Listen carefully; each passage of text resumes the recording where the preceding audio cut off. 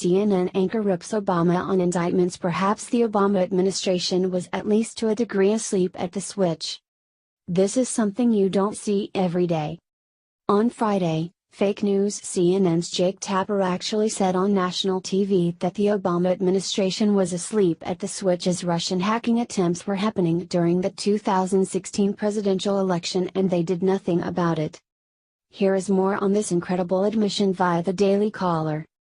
CNN's Jake Tapper on Friday characterized the Obama administration as being asleep at the switch on Russian hacking attempts during the 2016 presidential election. I have to say, and it's unfair I suppose to hold you responsible for the entire Obama administration, but you read this indictment and you think, boy, the Obama administration, they really kind of missed the ball on this, Tapper told former Obama administration National Security Council official and current CNN analyst Samantha Vinograd.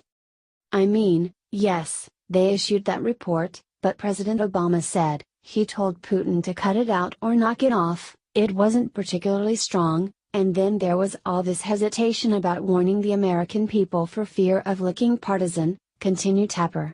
In retrospect, doesn't it seem to you that perhaps the Obama administration was at least to a degree asleep at the switch? Before her explanation, Vinograd noted that she was gone when this happened. Well, I'm not here to be an apologist for the Obama administration, she replied. I was gone when this happened. Not one president, whether it be Obama or President Trump, has figured out how to deter Vladimir Putin, added Vinograd. It's great to finally see someone from the fake news mainstream media waking up and calling it like it is.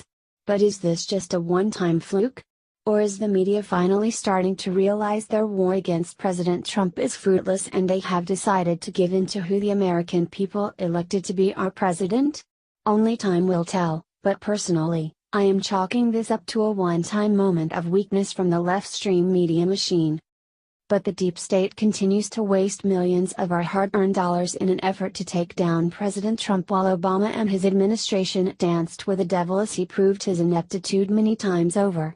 And even worse, the Obama administration wiretapped a private citizen, Donald Trump, instead of going after the people who were really trying to meddle in our elections. Here is more on this via CNS News.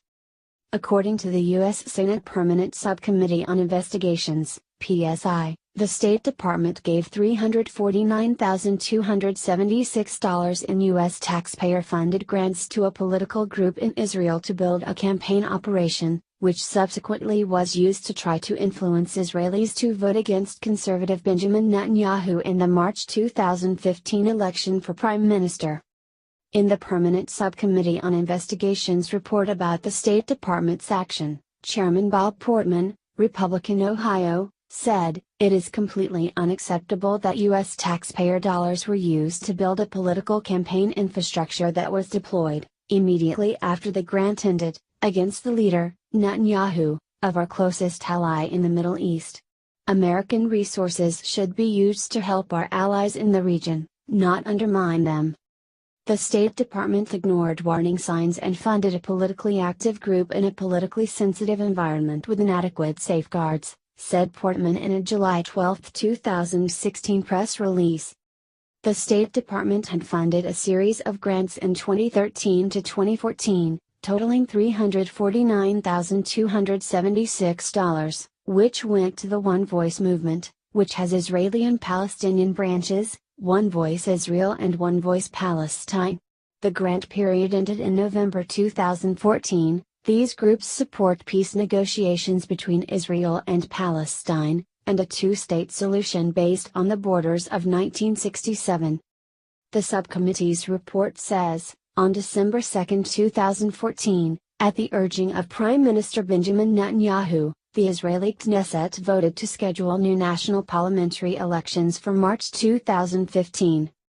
Within weeks, an international organization known as the One Voice Movement absorbed and funded an Israeli group named Victory 15 or V15 and launched a multi-million-dollar grassroots campaign in Israel. The campaign's goal was to elect anybody but Bibi, Netanyahu, by mobilizing center-left voters. The subcommittee found no evidence that One Voice spent grant funds to influence the 2015 Israeli elections. Soon after the grant period ended, November 2014, however, One Voice used the campaign infrastructure and resources built, in part, with State Department grants funds to support V15. Emphasis added. In service of V15, One Voice deployed its social media platform, which more than doubled during the State Department grant period, used its database of voter contact information, including email addresses, which OVA expanded during the grant period, and enlisted its network of trained activists, many of whom were recruited or trained under the grant, to support and recruit for V15. How could Obama go after the Russians since he himself spent U.S. taxpayer dollars trying to beat Benjamin Netanyahu in the Israeli elections? Why aren't we investigating Barack Hussein Obama? On that fact alone will always be a mystery, but my guess is that it has something to do with the fact that leftists own the narrative, so they are untouchable. And not to mention the fact that Obama has dark skin, because we all know whatever disagreement we had with Obama during his presidency was never because of policy and beliefs, it